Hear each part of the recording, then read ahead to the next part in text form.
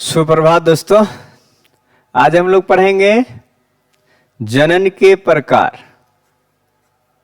जनन के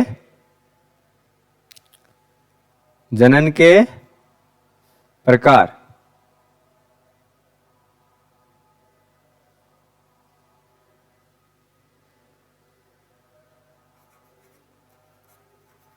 ठीक है दोस्तों। ये जानेंगे कि जनन के प्रकार कितने हैं। ठीक है दोस्तों। हम लोग जानते हैं कि जो जीव पृथ्वी पर जन्म लिया है दोस्तों, ठीक है, जितने भी जीव हैं यानी कहें तो सजीव जितने भी हैं, ठीक है, उनकी जो संरचना है और उनके जो कार्य हैं, ठीक है, वो क्या है, अलग अलग है। सभी जीवों की संरचना यानी बनावट जो है अलग अलग है, उनका काम भी क्या है, अलग अलग है। सभी जगह अपना अपना जो काम जो करते हैं वो अलग अलग तरीका से करते हैं, ठीक है, और सभी अलग अलग जगह पे रहते हैं। ठीक है दोस्तों, अलग अलग स्थान पे रहते हैं, अलग अलग कार्य करते हैं। तो सजीवों की संरचना, उसके निवास स्थान और उसके कार्य के आधार पर जो है सभी जीवों में जो जनन होते हैं वो अलग अलग होते हैं। ठीक है दोस्तों, यानी सजीवों में जनन अलग अलग होते हैं। ठीक है दोस्तों, अलग अलग होते हैं। ठीक है, अब क्यों होते हैं अलग अलग दोस्तों? क्योंकि इसकी जो संरचना होती है, ठीक है दोस्तों, उसकी जो संरचना होती है क्या होती है दोस्तों? अलग अलग होती है। ठीक है, संरचना हो गया, आवास हो गया, ठीक है दोस्तों, और उनके कार्य हो गए। क्या होते हैं? संरचना, आवास और कार्य, ठीक है, ये अलग अलग होते हैं, अलग अलग होते हैं। ठीक है, इसलिए सभी जीवों में जो है जनन अलग अलग होते हैं। ठीक है, तो सजीवों में जनन कितने प्रकार के होते हैं? दो प्रकार के होते हैं, एक लैंगिक, दूसरा अलैंगिक। सजीवों में जनन कितने प्रकार के होते हैं? दो प्रकार के होते हैं, एक लैंगिक होते हैं, दूसरा क्या होते हैं? अलैंगिक होते हैं। ठीक है दोस्तों, ठीक। अब लैंगिक जनन किस में होता है? लैंगिक जनन किस में होता है? तो लैंगिक जनन होता है मानव में, पशु पक्षी में। ठीक है, ठीक है दोस्तों, किस में होता है? मानव में होता है और पशु पक्षी में होता है।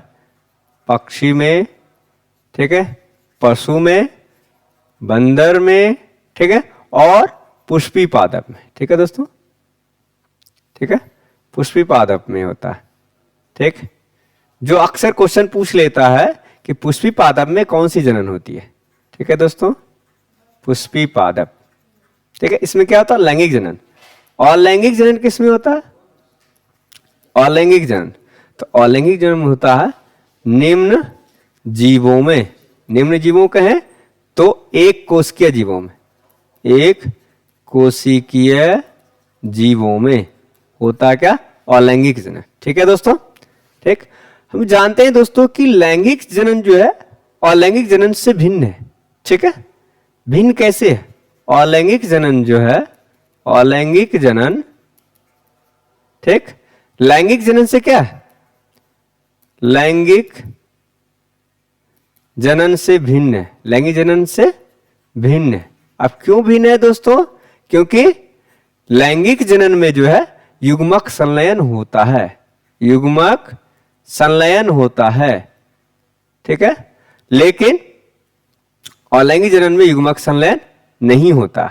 और इसमें जो होता है युग्मक की उत्पत्ति भी होती है। इसमें क्या होती है दोस्तों? युग्मक का निर्माण भी होता है, युग्मक का निर्माण भी होता है। ठीक है दोस्तों, यानी कहें अलैंगिक जनन में, नोट में आप पॉइंट लिख सकते हैं दोस्तों कि इसलिए ये भिन्न होते हैं क्योंकि इसमें इस सेक्सुअल रिप्रोडक्शन में क्या होता है? युग्मक का संलयन और युग्मक जनन नहीं होता है, इसलिए अलैंगिक जनन लैंगिक जनन से भिन्न है। ठीक है, और एक क्वेश्चन पूछा जाता है सबसे यानी उच्चतम जनन यानी सर्वोत्तम जनन किसको माना जाता है? सबसे अच्छा जनन, लैंगिक जनन की सबसे अच्छी विधि कौन है? आपसे क्वेश्चन पूछेगा, जनन की सबसे अच्छी विधि कौन है? तो लैंगिक जनन है, लैंगिक जनन है। ये क्वेश्चन आपसे इंपॉर्टेंट है, ये पूछा जाता है कि जनन की सबसे अच्छी विधि कौन है, लैंगिक जनन है।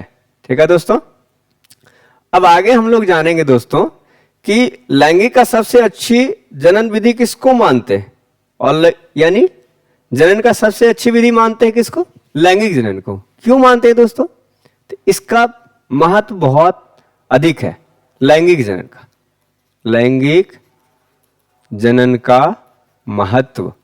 ठीक है दोस्तों, क्यों है अब देख लीजिए। इसमें कितने जनक भाग लेते हैं, 2 जनक भाग लेते हैं, 2 जनक भाग लेते हैं। ठीक, दूसरा हो गया दोस्तों, इसमें 2 अलग अलग डीएनए द्वारा, अलग अलग डीएनए से एक नया डीएनए बनता है, एक नया डीएनए बनता है। ठीक है दोस्तों, एक नया डीएनए बनता है। ठीक, अब दोस्तों इसमें जो होते हैं, इसमें युग्मक की उत्पत्ति होती है, इसमें युग्मक जनन होता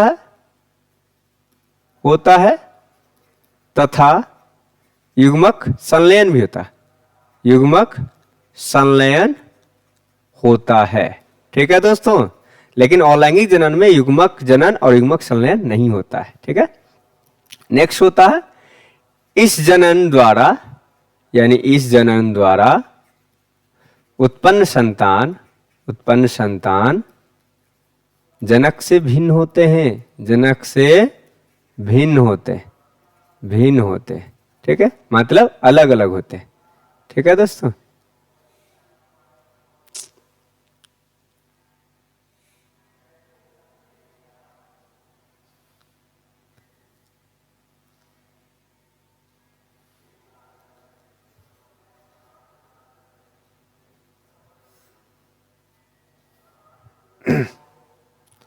भिन्न होते हैं। नेक्स्ट जानेंगे दोस्तों हम लोग कि इसमें जो है अधिक समय लगता है, इस जनन में अधिक समय लगता है,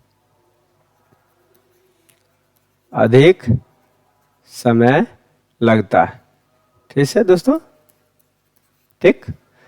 और अलैंगिक जनन में क्या होता है दोस्तों, अलैंगिक जनन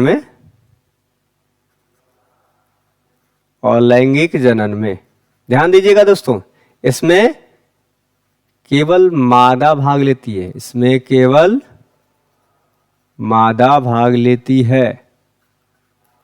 ठीक है दोस्तों, ठीक है। और इसमें एक ही डीएनए से एक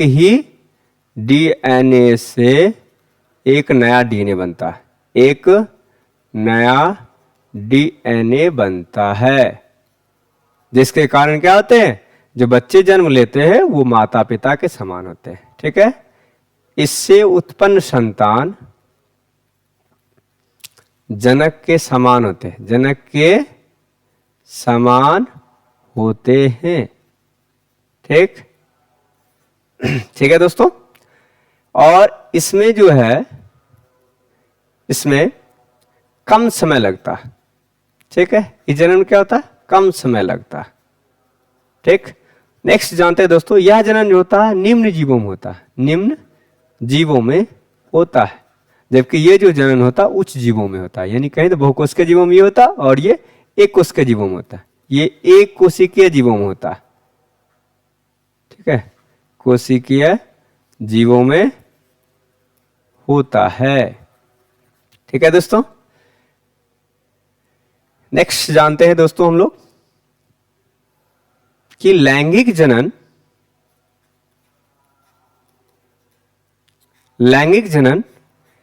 जो होता एक जटिल प्रक्रिया होती है। एक क्या होते हैं, एक जटिल प्रक्रिया होती है।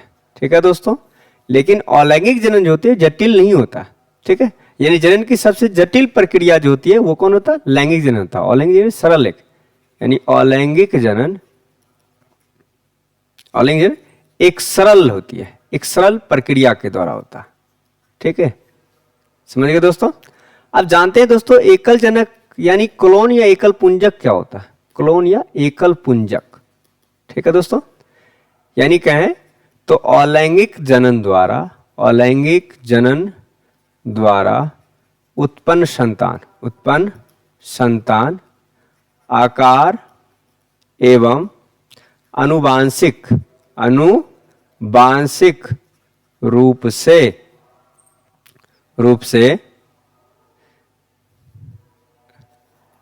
जनक के समान होते हैं, इसलिए इसको क्या कहते हैं, क्लोन या एकल पुंजक। ठीक है दोस्तों, लेकिन लैंगिक जनन द्वारा जो बच्चा जन्म लेता है, ठीक है, लैंगिक जनन द्वारा जो बच्चा जन्म लेता है उसका जो उत्तरजीविता होती है वो अधिक होता है। ठीक है, अधिक मतलब अच्छी तरह से देखभाल होती है और अच्छी तरह से रहता है। लेकिन अलैंगिक जनन द्वारा जो बच्चे जन्म लेता है उसकी उत्तरजीविता अधिक नहीं होती है। ठीक है दोस्तों, आज के लिए इतना है दोस्तों, फिर मिलेंगे नेक्स्ट क्लास में।